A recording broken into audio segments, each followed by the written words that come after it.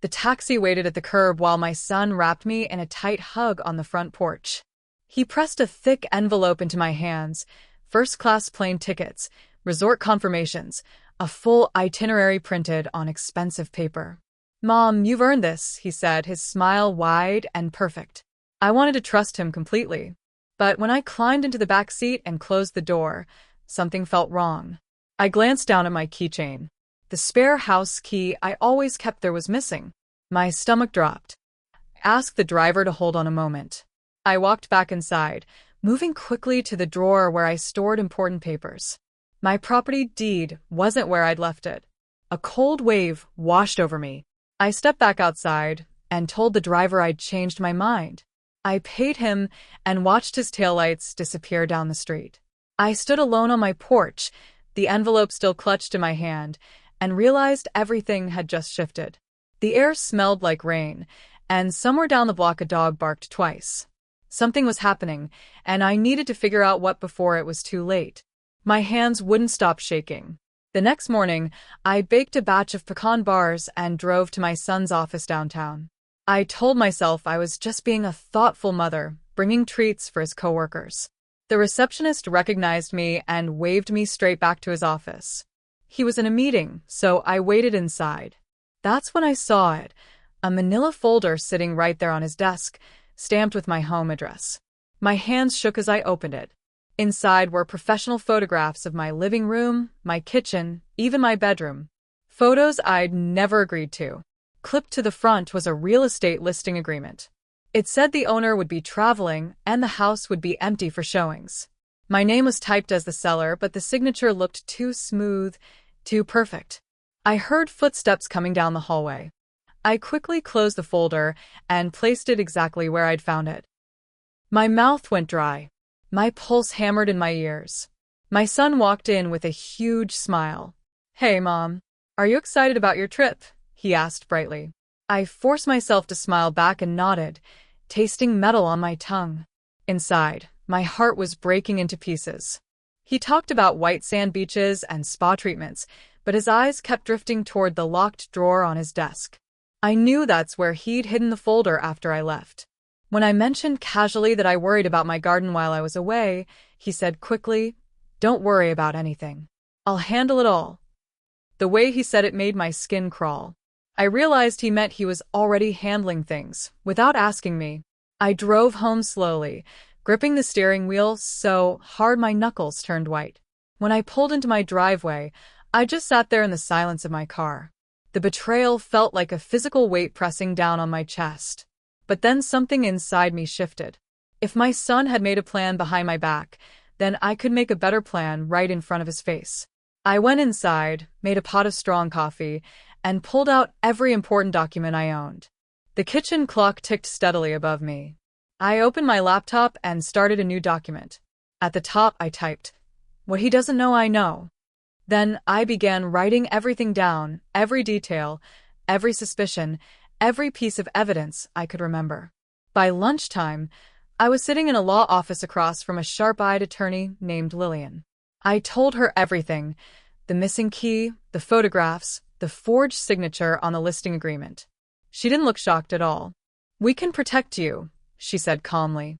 "We'll transfer your house into a living trust immediately. You'll be the sole trustee. Any attempt to sell the property without your direct authorization will be legally invalid."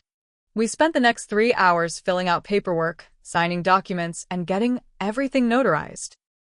When we finished, Lillian handed me a thick binder filled with official papers. "Keep this somewhere safe," she told me. "This is your shield." I drove home clutching that binder like it was made of gold. Back at my house, I opened the small safe I kept hidden in my bedroom closet, a safe my son didn't know existed. I placed the binder inside and locked it. The metallic click sounded final, protective. That night, I turned off all the lights and sat in the dark, listening to my house settle around me. I heard every creak, every whisper of wind against the windows. For the first time in days, I felt like I could breathe deeply without choking on fear. 3 days later, someone knocked on my door at exactly 10 in the morning. I opened it to find a woman in a business suit holding a clipboard. "Good morning," I'm Quinn from Riverside Realty. I'm here for the pre-listing walkthrough. She tried to peek past me into the house. I stepped into the doorway, blocking her view completely. There is no listing, I said firmly. Her professional smile flickered. But your son arranged. I cut her off. My son doesn't have authority to list this property. I'm the trustee, and I'll be in contact with your office directly. I held out my hand for her business card. She gave it to me, looking confused and uncomfortable. I thanked her politely and closed the door. 10 minutes later, I called the number on her card. I recorded the entire conversation on my phone. I asked her exactly what my son had told her, what documents he'd provided, and what promises he'd made. By the end of the call, her voice had dropped to almost a whisper. "I'm so sorry," she said. I had no idea. Her voice cracked slightly. I saved that recording in 3 different places: my phone, my computer, and a backup drive I kept in my desk drawer. I called the airline and the resort to cancel my reservations. Then I used old reward points from my previous job to book fake tickets for a trip 2 weeks later. If my son checked my email, he'd see a valid boarding pass and confirmation numbers. I pulled my suitcase out from under my bed and took a photo of it sitting open with clothes inside. Then I zipped it up and shoved it back into storage. I texted my son a cheerful selfie, wearing sunglasses. So excited. Can't wait for the beach. He replied immediately with happy emojis and hearts. Looking at those little hearts on my screen made me feel sick. I turned off the location tracking on my phone and switched it to airplane mode. That way, if he tried to check where I was, it would look like I was already traveling. That night, I moved into the guest bedroom. I couldn't sleep in my regular room knowing he'd photographed it without my permission. The walls felt violated, exposed. I kept the safe right next to the bed. Every few hours, I woke up and checked to make sure it was still locked. My dreams were restless, filled with keys that wouldn't turn and doors that wouldn't open. Trust, once broken, is almost impossible to repair. Early the next morning, I emptied out the old cabinet in the hallway.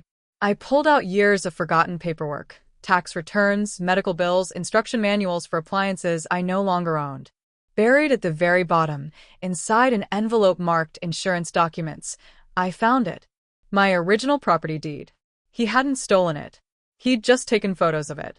I slipped the deed into a clear plastic sleeve and added it to my trust binder.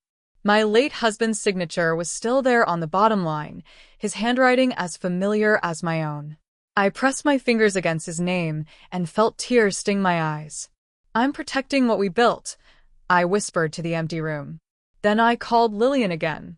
"I need one more thing," I told her. "If anyone calls your office claiming to represent me, they don't. Put that in writing." She sent me an official letter within an hour. I printed 3 copies and kept them in different locations around the house. I was building a fortress of paper, and every document was another brick in the wall. Each signature, each stamp, each notarized seal added weight to my defense. I felt stronger with every piece of proof I gathered. I baked lemon squares and carried them next door to Mrs. Palmer. She was the kind of neighbor who noticed everything, whose car was parked where, who was getting mail delivered, which dogs were barking at unusual times. Asked her if she'd mind keeping an eye on my house while I was supposedly away on vacation. Her eyes narrowed immediately. "Is something wrong, dear?" she asked. I told her enough of the truth that she'd understand the situation. She reached across and patted my hand. "If anyone so much as touches your front gate, I'll call you and the police," she promised. We agreed on a code phrase, blue hydrangea, that she'd use if she needed to warn me about something. I walked back to my house feeling stronger. When the people closest to you break your trust, you discover who your real allies are. Sometimes they're not related to you by blood. Sometimes they're just good people who live 6 feet away on the other side of a chain-link fence. I waved to Mrs. Palmer from my kitchen window, and she waved back. Her porch light stayed on all night, watching. I wasn't alone in this fight, and that knowledge wrapped around me like armor I didn't know I needed. In my spare bedroom, I set up a large corkboard on the wall. I pinned up everything I had: dates, phone records, screenshots of text messages, printed emails, copies of the photos from his office. I used colored string to connect related items, drawing lines between causes and effects. In the center of the board, I wrote my son's name on an index card and circled it twice with red marker. My hand trembled, but not from fear this time. It was determination. I wasn't going to yell or cry or beg him to change his mind. I was going to build a case as solid as concrete. I'd spent 40 years building a life in this house, and I knew how to construct things that lasted. The corkboard stared back at me, organized and undeniable. I added one final note at the top in capital letters. Do not back down. Then I stepped back and studied my work. Every piece of evidence was there, laid out clearly. If this went to court, and I suspected it might, I'd be ready. I took a photo of the entire board with my phone, just in case. I was done being caught off guard. I was done being the victim in someone else's plan for my life. A notification popped up on my phone, a calendar invitation for an open house at my address. Sunday from noon to 2, agent preview. My son had accidentally added me to the event. I stared at the screen in disbelief. He was actually going through with this. I called the non-emergency police line and explained the situation. The officer listened carefully.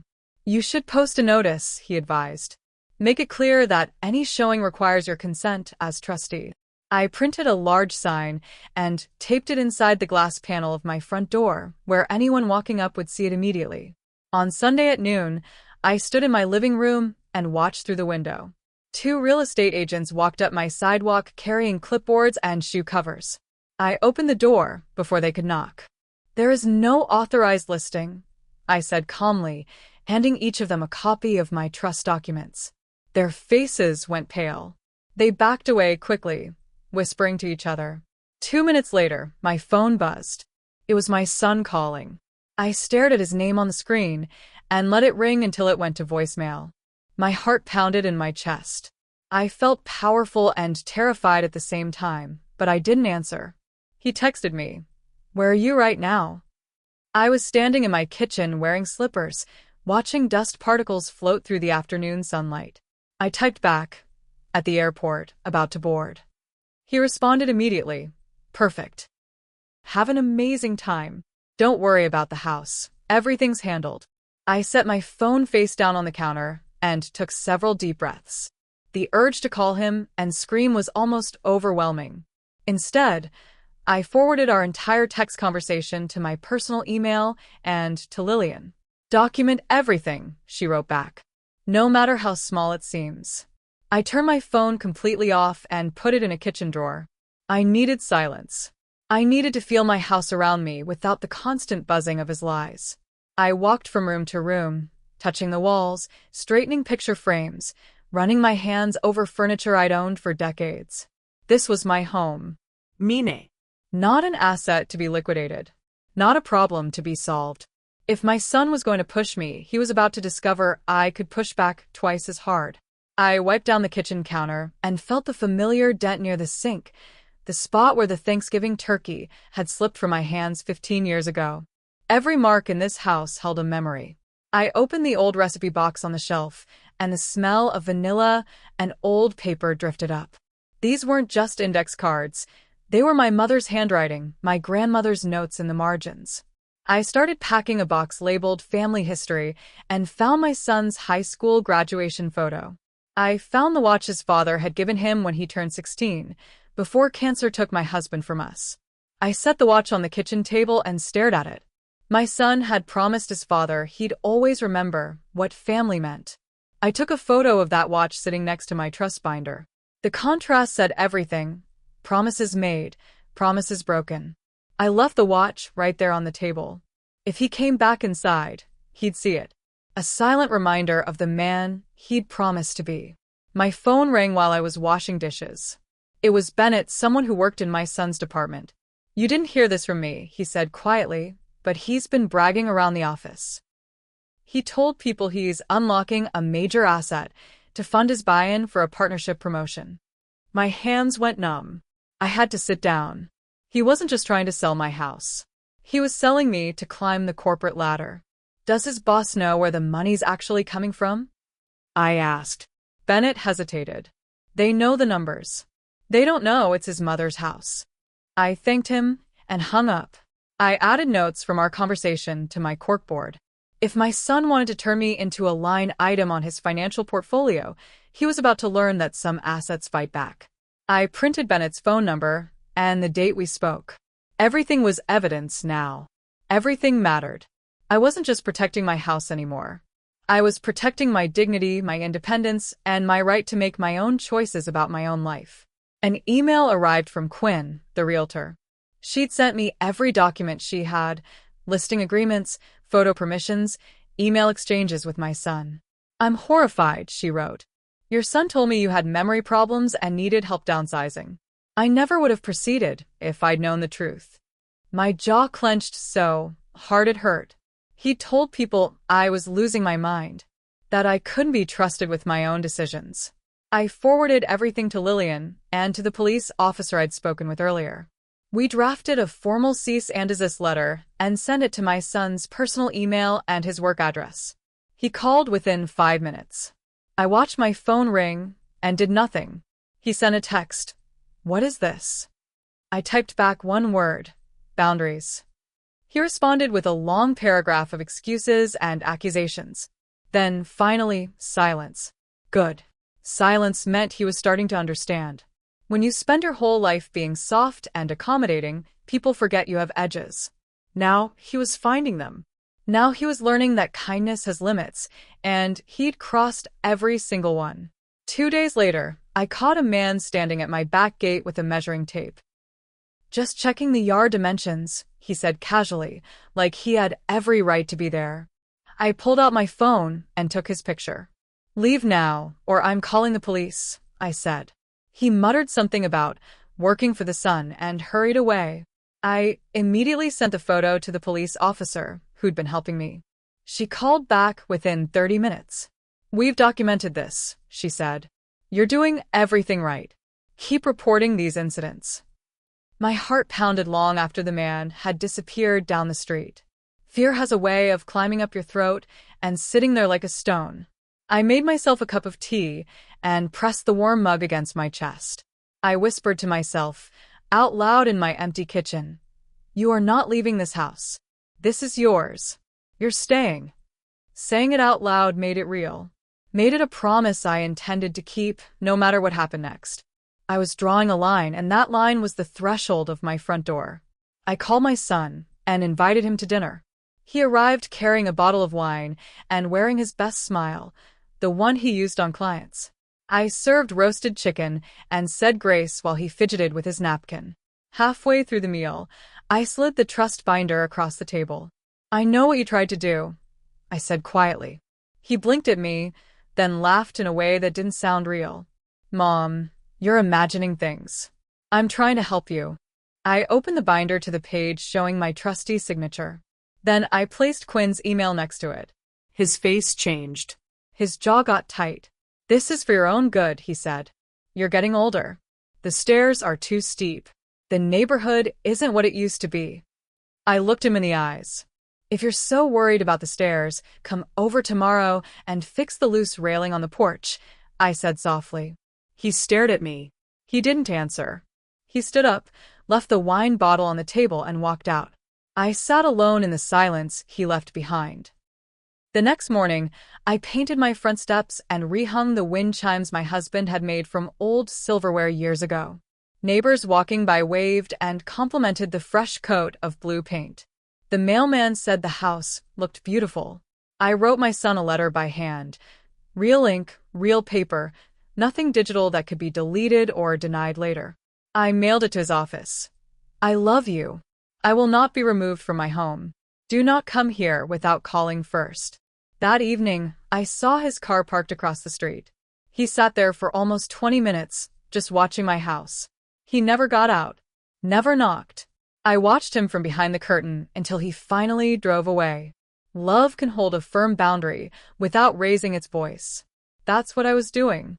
I was drawing a line made of love and steel, and I wasn't moving it for anyone. Not even for the son I'd raised and sacrificed for. Especially not for him, because I'd taught him better than this. He knew right from wrong. He was choosing wrong anyway. Bennett called again, and this time his voice was urgent. He's presenting his partnership proposal to the executives tomorrow morning, he said. They think he has legitimate collateral. If they approve it, he gets the promotion and a huge raise. I gripped the phone tighter. This was escalating faster than I'd expected. I sat down at my computer and composed a careful email to my son's company legal department. I didn't accuse anyone of anything. I just described the situation clearly. I am writing as the legal trustee of a property that may have been misrepresented as available collateral. Please see attached trust documents. Any business decisions based on this asset may expose your company to legal risk.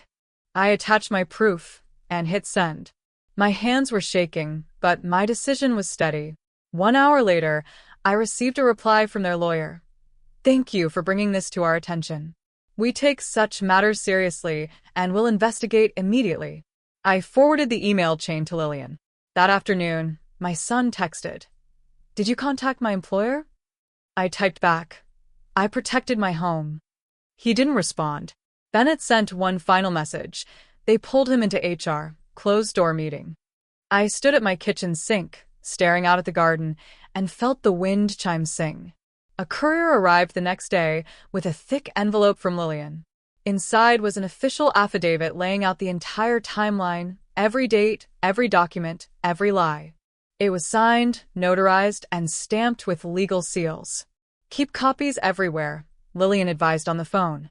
Your car, a trusted neighbor's house, your purse. If anyone questions your authority, you show them this.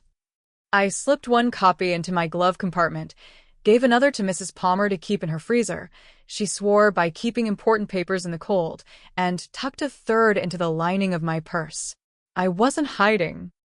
I was anchoring myself with proof, with documentation, with truth written down in ways that couldn't be argued against. Late that evening, my phone buzzed. It was another message from Quinn. He tried to relist the property through a different agent using a shell company name. We caught it and reported it. The sheer audacity knocked the breath out of my lungs. I sat down hard on my couch. Then I stood back up. Enough was enough. This had to end, and I was going to end it on my terms. At midnight, I heard the unmistakable sound of a key scraping against my back door lock. I sat frozen in bed, phone in my hand, ready to call for help. The lock held firm. He couldn't get in because I'd changed them. The scraping stopped. I heard footsteps retreating across my back patio. My whole body shook. The next morning, I called a locksmith first thing. He came within the hour and replaced every single lock in the house, front door, back door, garage, even the side gate. He installed reinforced strike plates and gave me 3 new keys. Who else gets copies? He asked. I looked at those shiny new keys in my palm. Just me, I said, and my neighbor across the fence. After he left, I stood in my living room holding that cool metal, feeling its weight. Not because I was afraid, though I had been. Because I was choosing, actively choosing, to belong to myself inside these walls I'd paid for, maintained, and loved for 40 years. These walls were mine. The doors were mine. And now, finally, only I had the keys. That afternoon, 2 police officers knocked on my door. We received a wellness check request, one of them said gently. A concerned family member called about an elderly resident. I knew immediately who had called. Come in, I said, stepping aside. I offered them coffee and handed them my trust binder and the cease and desist letter. I'm healthy, mentally sound, and not selling my home, I explained calmly. The older officer flipped through the documents carefully. He looked around my clean kitchen, at the family photos on the refrigerator, at the freshly painted steps visible through the window. It's a good home, he said simply. Yes, I answered. It is. As they walked back to their car, the younger officer turned back. Ma'am, if anyone pressures you or tries to enter without permission, call us immediately, he said. I promised I would. I watched them drive away and felt something shift inside me. I wasn't just defending my house anymore. I was being seen, being heard, being taken seriously. That mattered more than I'd realized. My son appeared at dusk. No phone call, no warning. He stood on my porch with his tie loose and his jaw clenched tight. I lost the promotion, he said flatly. Because of you. He took a step closer. You owe me, Mom. After everything I've done. Something inside me finally snapped. Not into anger, but into clarity. I owed you a childhood, I said quietly. I gave you 18 years of love, food, shelter, and education. That debt is paid. I picked up his father's watch from where I'd left it on the porch railing and held it out to him. This is the only thing of yours left in my house. His face crumpled for just a second, and I saw the little boy he used to be. Then his expression hardened back into stone. You're going to regret this, he muttered, turning away. The watch sat in my open palm, ticking steadily between us like a heartbeat. Like a verdict. I didn't pick it up after he left. I left it there on the railing overnight, and by morning it was gone. Maybe he came back for it. Maybe someone else took it. Either way, it wasn't my responsibility anymore. A certified letter arrived from my son's company 3 days later.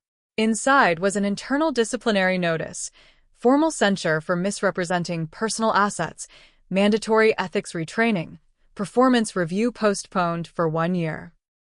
Attached was a statement from their legal department noting they'd taken action, in response to concerns raised by the lawful property trustee. I sat at my kitchen table and read that letter 3 times. Then I cried. Not from happiness, exactly. More like grief, mixed with relief, mixed with exhaustion. I mourned the son I thought I'd raised, the honest one, the kind one, the one who would never lie to his own mother. But I also felt the weight of fear finally lifting off my shoulders. I called Lillian. What happens now? I asked. She took a breath. Now we filed to formally restrict his access to any of your financial or legal matters, she said. It'll be permanent unless you choose to reverse it. I said yes without hesitating. We signed the paperwork that same afternoon. That night, I slept in my own bed for the first time in weeks. I slept deeply, dreamlessly, completely. Morning sunlight poured across my front porch as I watered the blue hydrangeas, the ones Mrs. Palmer and I had used as our code phrase. She waved from her front steps, coffee mug in hand. The wind chimes sang softly in the breeze. My phone buzzed with a text message. It was from my son, just 2 words. I'm sorry. I stared at those words until they blurred. My thumb hovered over the keyboard. Finally, I typed back. I love you, but I will not be stolen from. I set the phone down and went back to my garden. I turned the soil around my roses, pulled a few weeds, and let the morning sun warm my shoulders. Inside my house, the trust binder sat on the hall table where a packed suitcase might have been. I never got the luxury vacation my son had promised me. But I got something more valuable, my home with my name on the deed, my independence intact, my peace of mind restored. And the quiet, certain knowledge that when it mattered most, I chose myself. I stood my ground and I won. Months have passed now. My son and I exchange occasional texts, surface-level things about weather and holidays. We haven't seen each other face to face. Maybe someday we will. Maybe we won't. I've made peace with both possibilities. Mrs. Palmer and I have coffee every Thursday morning. She brings pastries. I provide the conversation. The house is exactly as it should be. Mine, safe, filled with 40 years of memories that no one can take from me. I've started volunteering at the community center, teaching older adults about legal documents and financial protection. I tell them about trusts and power of attorney. I warn them about the signs of financial exploitation. I don't mention my son by name, but they see the truth in my eyes. They understand. Last week, I received a card in the mail from Quinn, the realtor. Thank you for teaching me to ask better questions, she wrote. I've pinned it to my refrigerator. Some days I still get angry. Some days I still feel sad. But most days, I just feel grateful. Grateful that I caught the deception in time. Grateful for neighbors who care and lawyers who listen. Grateful that I found my voice when it mattered most. This house is mine, and I'm staying.